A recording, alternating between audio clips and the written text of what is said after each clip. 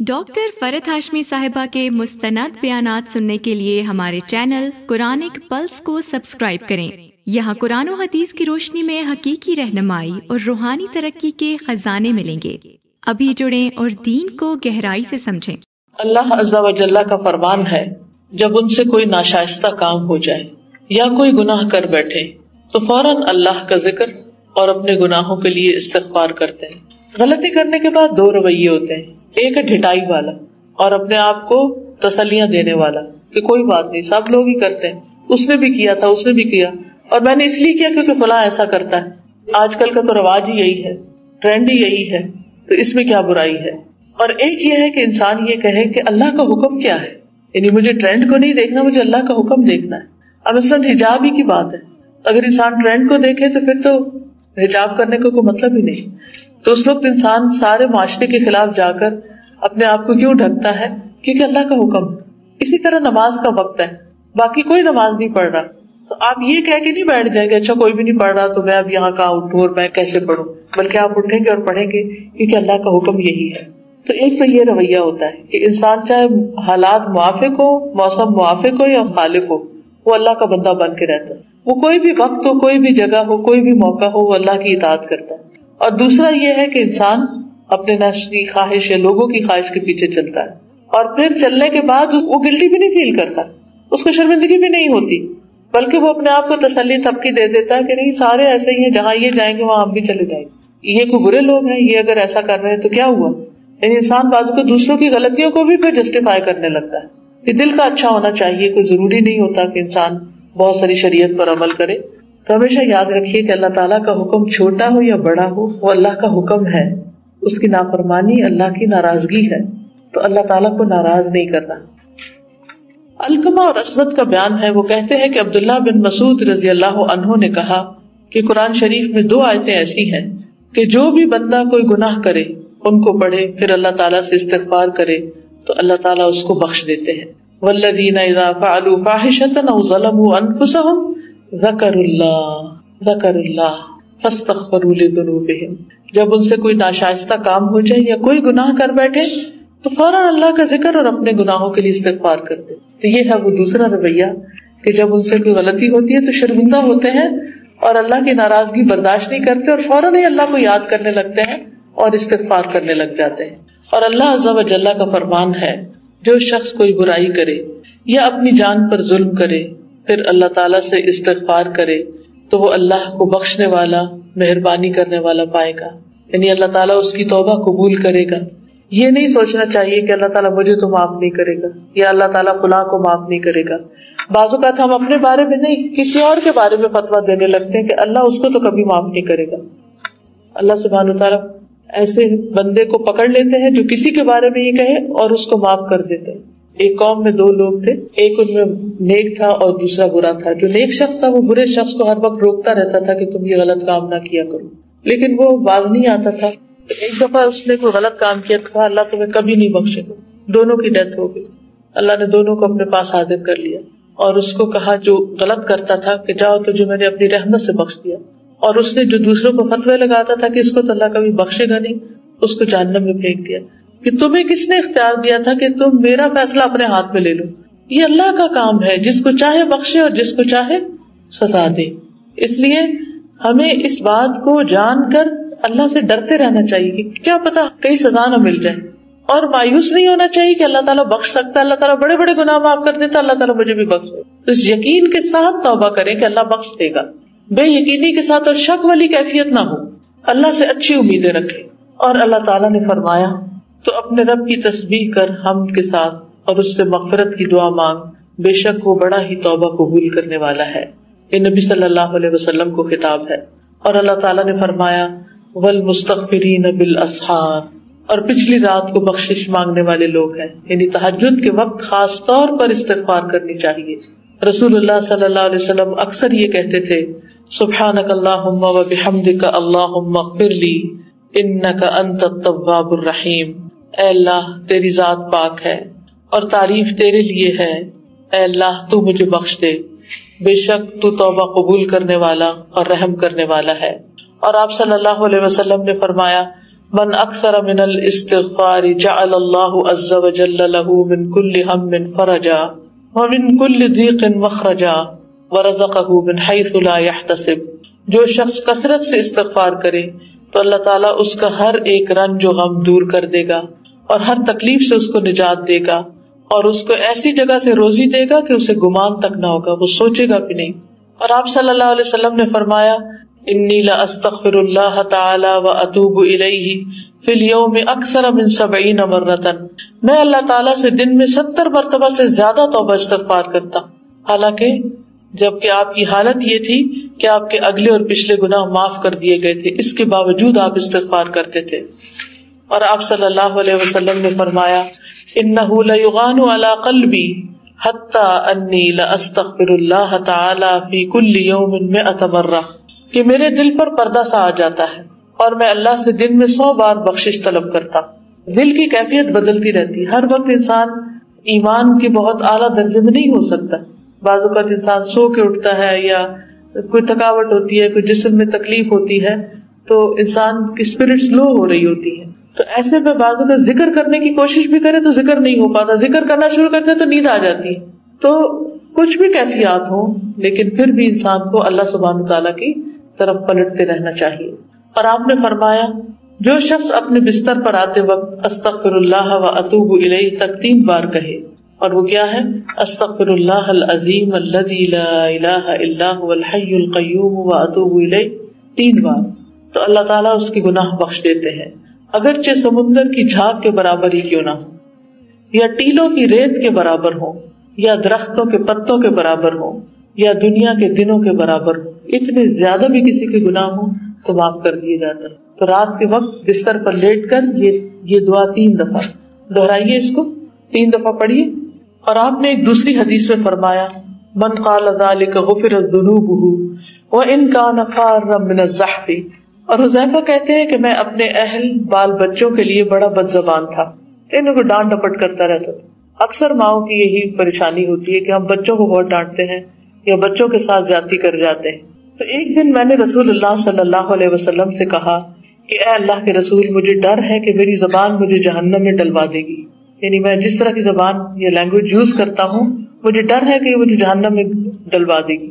تو نبی صلی اللہ علیہ وسلم نے فرمایا فَأَيْنَ أَنْتَ مِنَ الْإِسْتِغْفَارِ فَإِنِّي لَأَسْتَغْفِرُ اللَّهَ فِي الْيَوْمِ 100 مرة. تو استغفار کیوں نہیں کرتا؟ میں تو ایک دن میں 100 مرتبہ سے زیادہ اللہ تعالیٰ سے استغفار کرتا ہوں. اور سیدہ عائشہ کہتی ہیں کہ رسول اللہ صلی اللہ علیہ وسلم نے مجھ سے فرمایا ان كنت الممت بذنب فاستغفر الله واتوبي الیہ فان التوبة من الذنب الندم والاستغفار. یہ کہ جب تو کسی گناہ کے قریب ہو تو اللہ تعالیٰ سے توبہ اور استغفار کر، کیونکہ توبہ گناہ سے شرم کرنے اور استغفار کرنے سے قبول کی جاتی ہے.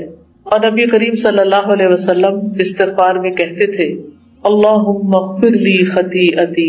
آپ کہیے میرے پیچھے، اے اللہ میری غلطیوں، جہالتوں اور میرے کاموں میں زیادتی کو معاف فرما دے، اور ان گناہوں کو بھی جن کو تو مجھ سے زیادہ جانتا ہے.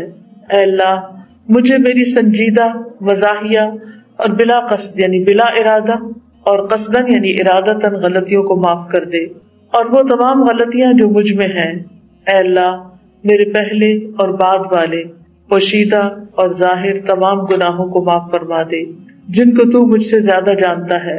تو ہی پہلے سے ہے اور تو ہی بعد میں ہے اور تو ہی ہر چیز پر قادر ہے. حضرت علی کہتے ہیں کہ میں ایسا آدمی تھا جب کوئی حدیث رسول اللہ صلی اللہ علیہ وسلم سے سنتا تھا کہ جس سے اللہ تعالیٰ نے مجھے جیسا چاہا اس سے فائدہ پہنچایا، اور صحابہ میں سے جب کوئی مجھ سے حدیث بیان کرتا تھا تو میں اس سے قسم لیتا تھا، اور جب قسم کھا لیتا تو میں اس کی تصدیق کرتا تھا. یعنی کوئی بھی حدیث میں ایسے سنی سنائی بات کے طور پہ قبول نہیں کرتا تھا بلکہ اس کی ویریفیکیشن کرتا تھا کہ واقعی وہ نبی صلی اللہ علیہ وسلم نے فرمائی ہے. حضرت علی کہتے ہیں کہ مجھے ابو بکر رضی اللہ تعالیٰ عنہ نے خبر دی اور انہوں نے سچ کہا کہ میں نے رسول اللہ صلی اللہ علیہ وسلم سے کہتے ہوئے سنا ما من عبد یذنب ذنبا فیحسن الطہور ثم یقوم فیصلی رکعتین ثم یستغفر اللہ عز وجل الا غفر له. جب کوئی بندہ گناہ کر بیٹھتا ہے بس اگر وہ اچھی طرح وضو کرتا ہے اور کھڑے ہو کر 2 رکعت نماز پڑھتا ہے، پھر اللہ تعالیٰ سے استغفار کرتا ہے تو اللہ تعالیٰ اس کے گناہ کو بخش دیتے ہیں. پھر اللہ تعالیٰ کے فرمان کی تلاوت کی. جب ان سے کوئی ناشائستہ کام ہو جائے ہندی سے یا کوئی گناہ کر بیٹھے تو فوراً اللہ کا ذکر اور اپنے گناہوں کے لیے استغفار کرتے ہیں. فی الواقع اللہ تعالیٰ کے سوا اور کون ہو جو گناہوں کو بخش سکتا ہے، اور وہ لوگ باوجود علم کے کسی برے کام پر اڑ نہیں جاتے. یہ بڑے نہیں برے ہیں. اور سیدنا ابو ہریرہ رضی اللہ عنہ نے نبی کریم صلی اللہ علیہ وسلم سے بیان کیا ہے کہ آپ نے فرمایا ان المؤمن اذا اذنب ذنبا كانت نقطة سوداء في قلبه فإن تاب ونزع واستغفر ثقل قلبه منها فإذا زاد زادت حتى تغلف قلبه فذلك الران الذي ذكره الله عز وجل في كتابه كلا بل ران على قلوبهم ما كانوا يكسبون. بے شک مومن جب کوئی گناہ کا کام کرتا ہے تو اس کے دل میں ایک کالا سا داغ لگ جاتا ہے، یعنی گناہوں سے دل کالا ہوتا ہے. اور جب وہ توبہ استغفار کرتا ہے تو اس کا دل صاف شفاف ہو جاتا ہے، کلین ہو جاتا ہے. اور اگر وہ زیادہ گناہ کرتا ہے تو وہ داغ زیادہ ہو جاتا ہے اور اس کے دل پہ غالب آ جاتا ہے، سارا دل کالا ہو جاتا ہے اور دل پر زنگ کی طرح بیٹھ جاتا ہے، یعنی اسٹک کر دیتا ہے اس پر. جس کا ذکر اللہ تعالیٰ نے اپنی کتاب کے اندر کیا ہے، یوں نہیں بلکہ ان کے دلوں پر ان کے اعمال کی وجہ سے زنگ چڑھ گیا ہے. اور زنگ کتنا پکا ہوتا ہے، اس کو اتارنا کتنا مشکل کام ہوتا ہے. یعنی جو جتنی دیر کرے گا انسان استغفار کرنے میں، جتنا زیادہ اس کو لمبا کرے گا، اچھا جب حج پہ جاؤں گا استغفار کر لوں گا، بوڑھا ہوگا تو یہ کروں گا تو وہ کروں گا، پھر میں سارے گناہ چھوڑ دوں گا، تو کس نے دیکھا کل کا دن، اور کون جانتا ہے کہ وہ حج تک پہنچ سکتا ہے یا نہیں. جس روز میں آ رہی تھی تو اس دن کسی نے واقعہ بتایا کہ ان کی بہن کی حج کی بکنگ وغیرہ سب کچھ ہو چکی تھی اور ان کی نیکسٹ ڈے فلائٹ تھی. تو ایک دن پہلے وہ صبح اٹھی ہیں اور ان کو ڈائریا ہوا ہے اور ان کی حالت یعنی کمزور ہوتی گئی اور ایک دم وہ وینٹیلیٹر پہ چلی گئی. اور یعنی ایک دن کے اندر اندر ان کی حالت اتنی زیادہ ڈاؤن ہو گئی. کچھ نہیں، رات ٹھیک سوئی ہیں، اٹھی ہے تو جیسے پیٹ میں درد ہوا ہے اور وہ واش روم گئی ہیں اور اس کے بعد شاید پانی کی کمی جسم میں ہو گئی ہے، جو بھی ہوا اللہ عالم. اور اس کے بعد اب وہ اتنی کمزور ہے کہ شاید وہ نہ جا سکے حج پر. سب انتظامات ہوئے. میں سوچتی ہوں کہ اگر ایک دن بعد جب وہ فلائٹ میں بیٹھی ہوئی تھی ان کے ساتھ یہ ہوتا پھر کیا ہو سکتا. تو ہم میں سے کس کو پتا کس وقت کس کے ساتھ کیا ہو جائے. تو اس لیے گناہوں کو پال کے نہیں رکھنا چاہیے، ان کی ساتھ ساتھ صفائی ہوتی رہنی چاہیے اور معافی مانگ لینی چاہیے. کیونکہ اگر معافی نہیں مانگتے تو داغ پکا ہوتا جاتا ہے، پکا ہوتا جاتا ہے، پکا ہو جاتا ہے. پھر اگر کوئی ہمیں احساس دلائے کہ بھی توبہ کرو تو انسان اس کو بھی برا مانتا ہے، کسی کی نصیحت بھی قبول نہیں کرتا، بلکہ ان لوگوں سے دور بھاگتا ہے جو جس کے بارے میں یہ پتا ہو کہ یہ ہمیں نصیحت کریں گے یا ہمیں گناہ چھوڑنے کے لیے کہیں گے. تو اس طرح انسان دلدل میں پھنس جاتا ہے جس سے کوئی دوسرا پکڑ کے بھی باز اوقات نہیں نکال سکتا. تو اس لیے گناہ کو ہلکا نہیں سمجھنا چاہیے، ساتھ ساتھ توبہ استغفار کرتے جانا چاہیے. پھر احساس نہیں ہوتا. جب دل پہ زنگ چڑھ جاتا ہے تو دل کا آئینہ دھندلا جاتا ہے جس میں انسان اپنی شکل نہیں دیکھ سکتا، اپنے گناہوں کو دیکھ نہیں سکتا. اور سیدنا ابو ہریرہ بیان کرتے ہیں کہ نبی کریم صلی اللہ علیہ وسلم نے فرمایا ان اللہ سبحانہ لیرفع الدرجۃ للعبد فی الجنۃ فیقول یا رب انا لی ہذہ فیقول عز وجل باستغفار ولدک لک. بے شک اللہ سبحانہ وتعالی بندے کا جنت میں درجہ بلند کرتا ہے، اونچا مقام عطا کرتا ہے. تو بندہ کہتا ہے اے میرے رب یہ مقام تو کیسے مجھے عطا کر رہا ہے؟ تو اللہ تعالیٰ فرماتے ہیں تیرے لیے تیرے لڑکے کے استغفار کی وجہ سے، یعنی تیرے بچے تیرے لیے دعا کر رہے ہیں، اس لیے تیرے درجات یہاں بلند ہو رہے ہیں. حقیقت یہ ہے کہ ہماری اولاد اگر دنیا میں اچھا کام کرے تو دنیا میں بھی نیک نامی کا سبب ہوتا ہے، اور اگر مرنے کے بعد وہ ماں باپ کو یاد رکھے تو اس سے بڑی کوئی قیمتی چیز نہیں جو انسان اپنے پیچھے چھوڑ کے آتا ہے. یعنی بہترین صدقہ جاریہ بنتی ہے اولاد. اور سیدہ عائشہ بیان کرتی ہے کہ اللہ کے رسول صلی اللہ علیہ وسلم فرماتے تھے اللہم اجعلنی من الذین احسنوا استبشروا واذا اساءوا استغفروا. اے اللہ مجھے ان لوگوں میں سے کر دے جو نیک کام کرتے ہیں تو خوش ہوتے ہیں اور جب برا کام کرتے ہیں تو اس سے استغفار کرتے ہیں.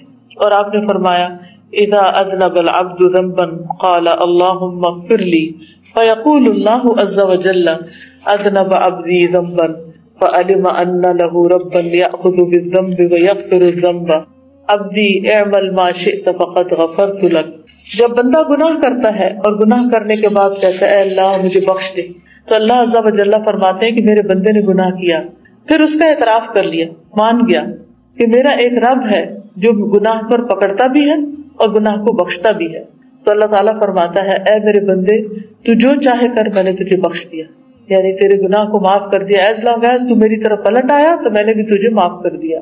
اور رسول اللہ صلی اللہ علیہ وسلم نے فرمایا ما اصر من استغفر وان عاد فی اليوم 70 مرة، جو شخص گناہ کرنے پر اڑے نہیں اور اللہ سے استغفار کرے، اگرچہ وہ دن میں 70 مرتبہ گناہ کرے تو اللہ تعالیٰ اس کو معاف کر دیتے.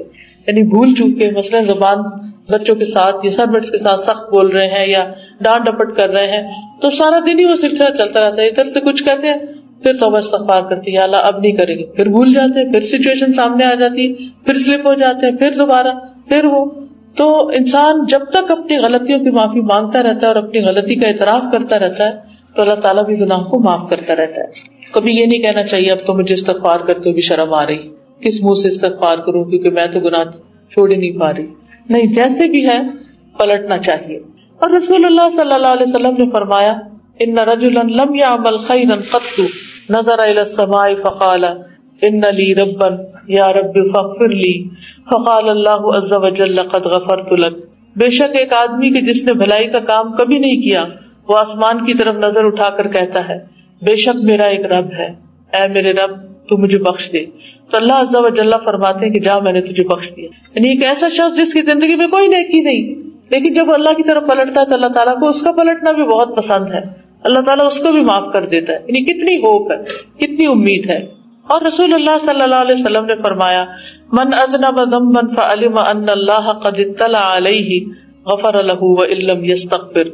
وہ شخص جس نے کوئی گناہ کیا اور یہ اعتراف کیا کہ اللہ کو اس کے گناہ کے بارے میں خبر ہے، یا اللہ تو جانتا ہے، اور دل ہی دل میں یعنی ایک طرح سے شرمندہ ہوا تو اللہ تعالیٰ اس کو بخش دیتے ہیں اگرچہ وہ استغفار نہ کرے، زبان سے نہ بھی بولے لیکن شرمندہ ہو جائے اپنی غلطی پر تو اس پر بھی معافی ہے. اور رسول اللہ صلی اللہ علیہ وسلم نے فرمایا یقول اللہ تعالی یا عبادی کلکم مذنب الا من عافیتہ فاستغفرونی اغفر لکم ومن علم انی ذو قدرت علی ان اغفر له غفرت له ولا ابالی. اللہ تعالیٰ فرماتے ہیں اے میرے بندو تم سب کے سب گناہگار ہو مگر وہ شخص کے جسے میں نے معاف کر دیا، بس تم لوگ بخشش طلب کرو میں تم لوگوں کو بخش دوں گا. اور جس شخص نے یہ اعتراف کر لیا کہ میں اسے بخشنے کی طاقت رکھتا ہوں تو میں نے اسے بخش دیا اور یہ میرے لیے کوئی بڑی بات نہیں. یعنی جو یہ سمجھتا ہے کہ اللہ تعالیٰ بخش دے گا اللہ تعالیٰ اس کو بخش دیتا ہے. تو اللہ تعالیٰ کے بارے میں گمان اچھا رکھے، یہ نہ سوچے کیونکہ شیطان بار بار وسوسے ڈالے گا اور کہے گا تمہاری نہیں بخشش ہونی، تم بہت گناہگار ہو، تم کیسے بخش جاؤ گے. یہ خیال جھٹکتے ہو کہ نہیں میرا رب ہے جو سارے گناہوں کو معاف کر سکتا اور وہ مجھے بھی معاف کر دے گا. اور رسول اللہ صلی اللہ علیہ وسلم نے فرمایا من قال سبحانک ظلمت نفسی وعملت سوءا فاغفر لی فانہ لا یغفر الذنوب الا انت غفرت له ذنوبہ ولو کانت کمد النمل. جس شخص نے یہ کہا کہ اے اللہ تیری ذات پاک ہے، میں نے اپنے نفس پر ظلم کیا ہے اور میں نے برا کام کیا ہے، تو مجھے بخش دے کیونکہ تیرے سوا کوئی دوسرا نہیں جو گناہوں کو بخشے، تو اس کے گناہ بخش دیے جاتے ہیں اگرچہ اس کے گناہ چیونٹیوں کے رینگنے کی جگہ کی طرح. اے اللہ تو میرا پالنے والا ہے اور میں تیرا بندہ ہوں، تو نے مجھے پیدا کیا ہے اور میں تیرے عہد اور وعدے پر اپنی طاقت کے مطابق قائم ہوں، اور میں اپنے ان تمام برے کاموں سے تیری پناہ مانگتا ہوں جو میں نے کیے ہیں، اور میں تیری نعمت کا اقرار کرتا ہوں، اور میں اپنے ان گناہوں کا اقرار کرتا ہوں جس کو کر کے میں نے اپنے نفس پر ظلم کیا ہے، اور میں اپنے ان گناہوں کا اعتراف کرتا ہوں، بس تو میرے اگلے اور پچھلے سب گناہوں کو بخش دے کیونکہ تیرے سوا کوئی دوسرا ان تمام گناہوں کا بخشنے والا نہیں. سیدنا ابو ہریرہ بیان کرتے ہیں کہ رسول اللہ صلی اللہ علیہ وسلم نے فرمایا والذی نفسی بیدہ لو لم تذنبوا لذهب اللہ بکم ولجاء بقوم یذنبون فیستغفرون اللہ فیغفر لهم. قسم ہے اس ذات کی جس کے ہاتھ میں میری جان ہے، اگر تم گناہ نہ کرو تو البتہ اللہ تعالیٰ تم کو فنا کر کے ایسے لوگوں کو پیدا کرے گا جو گناہ کریں گے، پھر اس سے بخشش مانگیں گے، پھر اللہ تعالیٰ ان کو بخشے گا اور معاف کر دے گا. یعنی اللہ تعالیٰ ہم سے یہ توقع نہیں رکھتے کہ ہم کو غلطی نہیں کریں گے، اللہ کو پتہ ہے ہم غلطی کریں گے، اس نے چونکہ ہمیں چوائس دی ہے اچھا کریں یا برا کریں، تو اس چوائس کی وجہ سے ہم بعض اوقات پھسل جاتے ہیں. تو پھسلنے کے بعد سنبھلنا اور سنبھل کے اللہ کی طرف پلٹنا جو ہے یہ اللہ تعالیٰ کو بے حد پسند ہے. تو جو شخص ایسا کرتا ہے اللہ تعالیٰ اس کو معاف کرتے ہیں اور اس سے خوش ہو جاتے ہیں. اب آپ کی باری ہے, کوئی ریفلیکشنز ہو, آپ کیا سوچ رہے تھے یہ پڑھ کر, یا پھر کوئی سوال ہو تو آپ کر سکتے ہیں. اور بار بار پلٹتے رہنا چاہیے, یہ نہیں سوچنا چاہیے کہ میں تو گناہ گار ہی نہیں ہوں, میں نے کیا گناہ کیا. دیکھیے ہمارے معاشرے میں یہ چیز بھی تو ہے نا کہ جب کسی پہ کوئی مصیبت آتی ہے تو وہ کہتے ہیں میں نے کون سا گناہ کیا تھا, میری کیا غلطی تھی. یہ اکثر لوگوں کو آپ نے بھی کہتے ہوئے سنا ہوگا, جب کوئی مشکل آتی ہے, کوئی پریشانی آتی ہے, یہ کسی جگہ پکڑ ہوتی ہے, کہتے پتہ نہیں کس گناہ کی شامت آئی ہے, میں نے کون سی غلطی کی تھی, میں نے تو کوئی ایسا گناہ نہیں کیا. تو یہ ٹھیک نہیں ہے ایسا کہنا. ہم تو ہر وقت غلطیاں کرتے رہتے ہیں, کیسے ہم یہ دعویٰ کر سکتے ہیں کہ میں نے تو کبھی کوئی غلطی نہیں کی. اسی لیے جو اعتراف کرتے ہیں اپنی غلطی کا, وہ اللہ تعالیٰ کے محبوب بن جاتے ہیں. ابن القیم رحمہ اللہ کہتے ہیں کہ سینے کی گھٹن کے اسباب میں, سینے کی گھٹن, ڈپریشن, سب سے بڑا سبب اللہ سے اعراض کرنا ہے, اللہ سے دوری ہے. دل کو اللہ کے سوا کسی اور کے ساتھ جوڑنا ہے, کسی اور کی محبت اللہ کی محبت سے بڑھ جانا ہے, اور اللہ کے ذکر سے غفلت کرنا ہے. تو تین چیزیں ہو گئی, اللہ تعالیٰ سے اعراض, اللہ کے سوا کسی اور سے جڑنا, اللہ کے ذکر سے غفلت. اس سے دل گھٹن کا شکار ہوتے ہیں, دلوں میں تنگی آتی. اب اس کا علاج کیا ہے؟ ہمیشہ دل سے سچا استغفار نکلتا رہتا ہے اور دل کو تندرستی اور سلامتی لوٹا دیتا ہے. یعنی جب انسان کے دل سے سچا استغفار نکلتا ہے, واقعی اعتراف کر کے اپنے گناہوں کا, تو اس سے دل کی صحت اور تندرستی واپس آ جاتی. تو جس وقت آپ کو بے چینی, اضطراب, گھٹن, بے سکونی محسوس ہونے لگے تو استغفار شروع کر دیں, صرف تسبیح نہیں بلکہ سوچ سمجھ کے, پوری توجہ کے ساتھ. پھر اسی طرح استغفار جسم کے اعضاء کا کفارہ ہے. رسول اللہ صلی اللہ علیہ وسلم نے فرمایا, بنی آدم میں سے ہر انسان کو 360 جوڑوں پر پیدا کیا گیا ہے.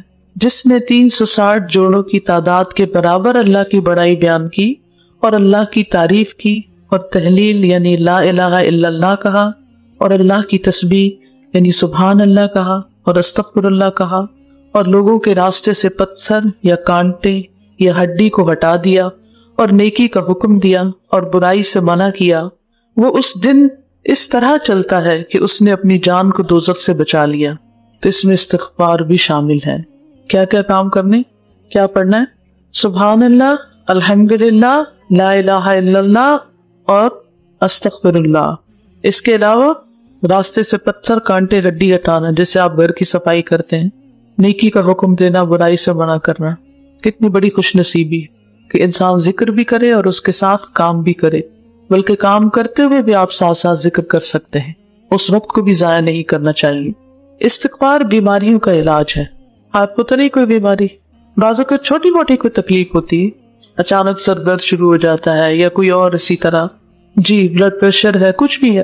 قتادہ کہتے ہیں کہ یہ قرآن تمہیں تمہاری بیماری اور علاج بتاتا ہے. گناہ تمہاری بیماری ہے اور استغفار ان کا علاج ہے. اور گناہوں میں صرف یہ نہیں کہ انسان جھوٹ بولے یا چوری کرے یا کوئی غلط کام کرے تو وہی گناہ ہے. بعض اوقات نماز ٹھیک طریقے سے نہ پڑھنا, وقت پر نہ پڑھنا, اپنے فرائض میں کوتاہی کرنا, وعدے پورے نہ کرنا, یہ بہت سی چیزیں گناہوں میں شامل ہیں جن کو ہم گناہ سمجھتے نہیں. ہم غلط کام کر رہے ہوتے ہیں لیکن ہم اپنے آپ کو جسٹیفائی کرتے کہ ہم غلط نہیں, دوسرا غلط ہے. اس لیے یہ دعائیں جو ہے نا بہت ہی بہترین ہیں. ان میں وہ بھی گناہ آ جاتے ہیں جو ہم جانتے ہیں اور وہ بھی جو ہم نہیں جانتے. خاص طور پر سید الاستغفار جو ہے, جس میں اپنے گناہوں کا اعتراف ہے اور استغفار ہے, بہت فائدہ مند ہے. اللہ کے ذکر میں کمی ہونے کا علاج. محض کو اتنی مصروفیت ہوتی ہے, لوگ آ رہے ہیں جا رہے ہیں, آپ کو اپنے معمول کے اذکار کرنے کا بھی وقت نہیں ملتا, خصوصاً جن کے بچے چھوٹے ہوتے ہیں. آپ ادھر شروع کرتے ہیں تسبیح, ابھی ایک ہاتھ پہ پڑا کہ ادھر بچے نے کچھ کر دیا, آپ نے اس کو اٹھایا رکھا, اس کے بعد بھول گئے, کتنی تسبیحات ہوئی ہیں, پھر گڑبڑ ہو گیا معاملہ. خصوصاً جب بچہ چھوٹا ہو, انڈیپینڈنٹ نہ ہو, یا سارا دن چل سو چل کام, خصوصاً عورتوں کے لیے بڑی مشکل ہو جاتی کہ وہ پابندی کے ساتھ کوئی کام کر سکے, کیونکہ ان کا وقت اپنا وقت نہیں ہوتا. کبھی بچوں کے ڈسپوزل پہ, کبھی ہسبینڈ کے ڈسپوزل پہ, کبھی گیسٹ آ رہے ہیں, کبھی کوئی اور کمٹمنٹ ہے, کبھی گھر کے کام ہے. تو اس میں ذکر اگرچہ سارے جو اذکار ڈیلی ہیں ان کی پابندی ہونی چاہیے, لیکن عمر کا بعض حصہ ایسا ہوتا ہے کہ جس میں مصروفیت واقعی ایسی ہوتی ہے کہ انسان چاہنے کے باوجود نہیں کر پاتا. تو ایسی صورت میں انسان پھر کیا کرے, ذکر میں کمی کا علاج بھی استغفار ہے. یعنی باقی تسبیحات نہیں ہو سکتی تو اس وقت کم از کم استغفار کر لے. استغفار ہر وقت مطلوب ہے، حتیٰ کہ اس وقت بھی جس وقت بندے نے گناہ نہ کیا ہو. اور یہ استغفار غفلت اختیار کرنے اور اللہ کا ذکر کم کرنے کی وجہ سے ہے. جیسا کہ نبی صلی اللہ علیہ وسلم نے فرمایا، میرے دل پر پردہ سا آ جاتا ہے، اسی وجہ سے میں ایک دن میں 100 مرتبہ اللہ سے استغفار کرتا ہوں. انہ لیغان علی قلبی. تو غین جو ہوتا ہے یا غان انسان کی وہ غفلتیں ہیں جو اللہ کے ذکر پر مداومت کی کمی سے ہوتی ہے. یعنی یہ جو پردہ ہے یہ کس وجہ سے ہوتا ہے؟ ذکر میں کمی کی وجہ سے. یعنی دل بے قرار سا ہو جاتا ہے.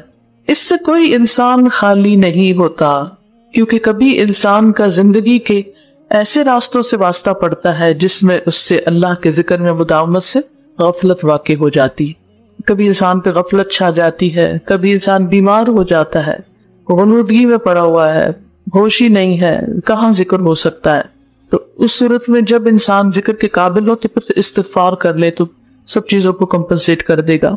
اسی طرح استغفار غیبت کا کفارہ بھی ہے. بعض علماء کہتے ہیں غیبت سے توبہ یہ ہے کہ جس کی آپ غیبت کریں اس کے حق میں مغفرت کی دعا کریں، اپنے لیے بھی کرے اور اس کے لیے بھی کرے تاکہ اس کی بخشش ہو جائے. استغفار کرنا اللہ کے عذاب سے بچانے والا ہے. قرآن مجید میں آتا ہے وَمَا كَانَ اللَّهُ مُعَذِّبَهُمْ وَهُمْ يَسْتَغْفِرُونَ. اور اللہ ایسے لوگوں کو عذاب دینے والا نہیں جو استغفار کرتے ہوں. نبی صلی اللہ علیہ وسلم نے فرمایا انسان جب تک اللہ عز و جل سے استغفار کرتا ہے اس وقت تک اللہ عز و جل کے عذاب سے محفوظ رہتا ہے. آپ گاڑی میں بیٹھے استغفار شروع کر دیں، انشاءاللہ ایکسیڈنٹ سے محفوظ ہوگا. اسی طرح اور جہاں کہیں خوف ہو اللہ سبحانہ وتعالیٰ آپ کو محفوظ رکھے گا. کچھ فوبیاز ہوتے ہیں نا، کچھ لوگ کو اوپر جانے کا ڈر ہوتا ہے، کچھ لفٹ میں نہیں جا سکتے، کچھ لوگوں کے بیچ میں جانے سے گھبراتے ہیں. تو ایسی تمام مواقع پر ایسی تمام بیماریوں کا علاج بھی استغفار ہو سکتا ہے. استغفار کرنا عبادات کی توفیق دینے والے، اس سے عبادت میں توفیق ملتی ہے عبادت کی. حسن بصری کہتے ہیں اگر تم رات کے قیام اور دن کو روزہ رکھنے پر قدرت نہیں رکھتے تو جان لو کہ تم محروم ہو. خطاؤں اور گناہوں نے تمہارا دل جکڑ رکھا ہے. یعنی آپ ہر مہینے سوچتے ہیں 3 روزے رکھو گی، سوموار جمعرات کو روزہ رکھو گی اور پھر رہ جاتے ہیں. تو اس کا علاج کیا ہے؟ استغفار. پھر رحم پانے کا ذریعہ سورۃ النمل 46 میں آتا ہے لولا تستغفرون اللہ لعلکم ترحمون. تم اللہ سے بخشش کیوں نہیں طلب کرتے تاکہ تم پر رحم کیا جائے. پھر گناہوں کی مغفرت کا ذریعہ سورۃ نور میں آتا ہے آیت 10 وَقُلْتُ اسْتَغْفِرُوا رَبَّكُمْ إِنَّهُ كَانَ غَفَّارًا. اور میں نے کہا کہ اپنے پروردگار سے معافی مانگ لو، بلا شبہ وہ بڑا معاف کرنے والا ہے. بخشش کب ہوتی ہے؟ جب انسان بخشش مانگتا ہے. تو نوح علیہ السلام نے اپنی قوم کو کہا کہ تم اپنے رب سے بخشش مانگ لو. رسول اللہ صلی اللہ علیہ وسلم نے فرمایا جب آدھی رات یا رات کا 2/3 حصہ گزر جاتا ہے 2/3 تو اللہ تبارک و تعالیٰ آسمان دنیا کی طرف نزول فرماتا ہے اور فرماتا ہے کہ کیا ہے کوئی سوال کرنے والا کہ اسے عطا کیا جائے، کیا ہے کوئی دعا کرنے والا کہ اس کی دعا قبول کر لی جائے، کیا ہے کوئی مغفرت مانگنے والا کہ اسے بخش دیا جائے. یہاں تک کہ صبح ہو جاتی اور بعض لوگوں کی آنکھ بھی کھل جاتی، بعض لوگوں کو نیند بھی نہیں آتی. میری رات کے پہلے حصے میں سو لیے تو بعد کے حصے میں نیند نہیں آ رہی. راتیں لمبی ہوتی ہیں، خاص طور پر جب تہجد کے لیے اٹھنے کی توفیق نہیں ہوتی، لیٹے ہیں بستر میں تو لیٹ کے استغفار شروع کر دیں، اللہ تعالیٰ اٹھنے کی بھی توفیق دے دے گا. پھر استغفار بارش کے نزول کا ذریعہ یرسل السماء علیکم مدرارا. تم پر آسمان سے خوب بارشیں برسائے گا، قحط سالی دور ہوگی. مال اور اولاد میں برکت کا ذریعہ ہے. وَيُمْدِدْكُمْ بِأَمْوَالٍ وَبَنِينَ. اور تمہاری مال اور اولاد سے مدد کرے گا. تمہیں مال بھی دے گا اولاد بھی دے گا. کیا کرو؟ استغفار کرو. زراعت یہ برکت کا ذریعہ ہے. وَيَجْعَلْ لَكُمْ جَنَّاتٍ وَيَجْعَلْ لَكُمْ أَنْهَارًا. تمہارے لیے باغ پیدا کرے گا اور نہریں جاری کر دے گا. یعنی خوب ہریالی ہوگی، خوب پھل ہوگے اور نہریں جاری ہوگی، نہریں نہیں سوکھے گی. تم استغفار کرتے رہو. کبیرہ اور صغیرہ گناہوں کی معافی کا ذریعہ ہے. وَمَن يَعْمَلْ سُوءًا أَوْ يَظْلِمْ نَفْسَهُ ثُمَّ يَسْتَغْفِرِ اللَّهَ يَجِدِ اللَّهَ غَفُورًا رَحِيمًا. سورۃ النساء آیت نمبر 110. اور جو شخص کوئی برا کام کر بیٹھے یا اپنے آپ پر ظلم کر لے پھر اللہ سے بخشش طلب کرے تو اللہ تعالیٰ کو بخشنے والا اور رحم کرنے والا پائے گا۔ حدیث میں آتا ہے جو شخص استغفر اللہ الذی لا الہ الا هو الحی القیوم واتوب الیہ تو اس کے گناہ بخش دیے جاتے ہیں، اگرچہ اس نے کفار کے مقابلے سے بھاگنے کے گناہ عظیم کا ہی ارتکاب کیوں نہ کیا ہو۔ یعنی کبیرہ گناہ کی بھی بخش دیے جاتے ہیں اس دعا سے، خاص طور پر جب بستر میں آئے۔ ایک حدیث میں آتا ہے جب انسان بستر میں آتا ہے اور 3 دفعہ یہ پڑھتا ہے تو اس کے گناہ معاف کر دیے جاتے ہیں۔ فوری استغفار پر گناہ کا لکھا ہی نہ جانا۔ رسول اللہ صلی اللہ علیہ وسلم نے فرمایا بائیں طرف والا فرشتہ 6 گھڑیاں مسلمان گناہگار بندے سے اپنا قلم اٹھائے رکھتا ہے۔ جب وہ کوئی گناہ کرتا ہے تو اس وقت قلم لکھتا نہیں، ابھی رکھا ہوا انتظار۔ اگر وہ شرمندہ ہو جائے اور اللہ سے اس گناہ سے استغفار کرے تو قلم رکھ دیتا ہے، ورنہ ایک گناہ لکھ دیتا ہے۔ تو نامہ اعمال کی بھی صفائی ہوتی رہتی ہے، بچت ہوتی رہتی ہے۔ خوشنما نامہ اعمال، خوبصورت نامہ اعمال۔ رسول اللہ صلی اللہ علیہ وسلم نے فرمایا جو آدمی یہ بات پسند کرتا ہے کہ اس کا نامہ اعمال اسے خوش کرے تو وہ کثرت سے استغفار کیا کرے۔ یعنی اگر آپ پسند کرتے ہیں کہ آپ کا قیامت کے دن جو نامہ اعمال آپ کو ملے وہ بہت ہی اچھا ہو کہ آپ سب کو دکھائیں، ہاں مقرؤ کتابیہ، آؤ میری کتاب پڑھو، تو اس کے لیے کیا کرنا ہوگا؟ کثرت سے استغفار کرنی ہوگی۔ جنت میں درجات کی بلندی کا باعث، رسول اللہ صلی اللہ علیہ وسلم نے ارشاد فرمایا اللہ عز و جل جنت میں ایک نیک آدمی کے درجات کو بلند کرتا ہے تو وہ پوچھتا ہے کہ اے میرے رب میرے یہ درجات کہاں سے ہیں؟ اللہ تعالیٰ فرماتا ہے تیرے حق میں تیری اولاد کے استغفار کی برکت سے۔ اس سے یہ پتہ چلتا ہے کہ جب دوسروں کے لیے بخشش کی دعا کی جاتی ہے تو ان کو بھی فائدہ پہنچتا ہے۔ ایک سمجھدار مزدور کا واقعہ بیان کیا جاتا ہے۔ حضرت حسن بصری نے ایک بوجھ اٹھانے والے کو اجرت پہ رکھا، جیسے کلی ہوتے حمال، جو سارا راستہ اس کو یہی کہتے ہوئے سنا، یعنی سامان ڈھو رہا تھا، اٹھا کے لے جا رہا تھا، الحمدللہ واستغفر اللہ، الحمدللہ واستغفر اللہ۔ حسن بصری نے اس کو کہا کیا بات ہے، تم اس کے علاوہ کوئی کلام نہیں پڑھتے؟ اس نے کہا میں نے آدھا قرآن یاد کر لیا ہے اور مجھے یہی پتا چلا ہے کہ بندہ 2 ہی معاملات کے درمیان میں ہوتا ہے، یا تو اللہ تعالیٰ کی طرف سے اس پر کوئی نعمت نازل ہوتی ہے جس پر اس کے لیے شکر واجب ہو جاتا ہے، یا اس کے کوئی گناہ ہوتے ہیں جس پر اس کے ذمہ استغفار واجب ہوتی ہے۔ اس لیے میں ہمیشہ یہی کہتا رہتا ہوں الحمدللہ واستغفر اللہ۔ حسن بصری نے خود سے کہا اے حسن تجھ سے تو یہ بوجھ اٹھانے والا ہی زیادہ سمجھدار ہے۔